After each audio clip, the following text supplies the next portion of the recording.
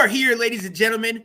2 preseason games down, 2 victories. Although we know it's preseason, winning and losing should not matter. But I'm not gonna lie to you, Will.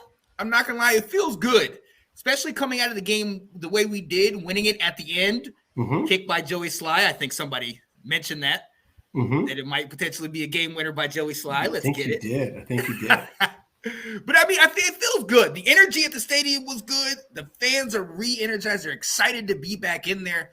Will, how did it look? From you said you watched the full game. That's what I was going to talk about. The biggest thing about this preseason game is you had my attention for 4 quarters. Yes. I never watched the second half of the preseason, and all of a sudden I was like, this game is fun. These guys are playing hard out there. Yep. They like the sideline cares about this. The fans were starting to get into it.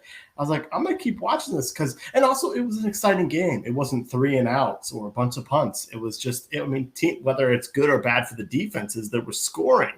Mm-hmm. So it was fun. And the broadcast was enjoying it. Yes. Buck and Aikman were loving it. They brought on Josh Harris to talk. They brought up RFK. It's like, Aikman said, he's like, I don't have very good memories there, and it's like, it was just a fun night of watching football. It was a great time. And honestly, you could really tell. You could see it in the people's faces. You can see it in the excitement. But more so, you could see it by the end of the game.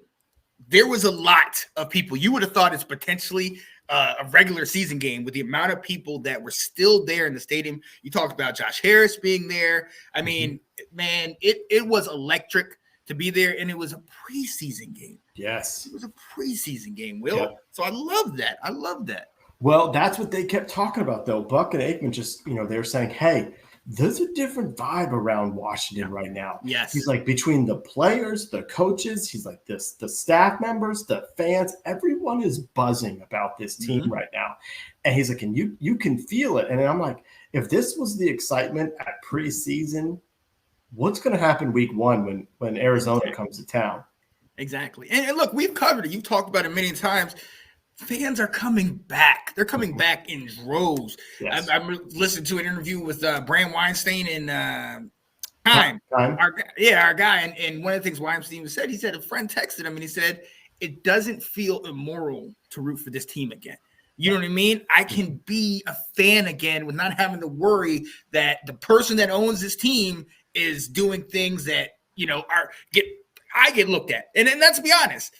Even though we had no parts of all the nonsense Dan Snyder was doing, everybody that was not a fan of Washington would look at us and be like, oh, how can you allow this? How can you this and this? I had somebody tell me you need to boycott your team, which is impossible for me. But I was like, not going to do that. But still just to have that weight lifted off your shoulder and know that you're in a game that it means something. It means something to the players to the fans, and to the upper management, which is huge. Yeah. It was just very enjoyable, and seeing everyone play to the last play. Yes, it was fun. It was wildly entertaining on Monday. Oh, yeah. Absolutely.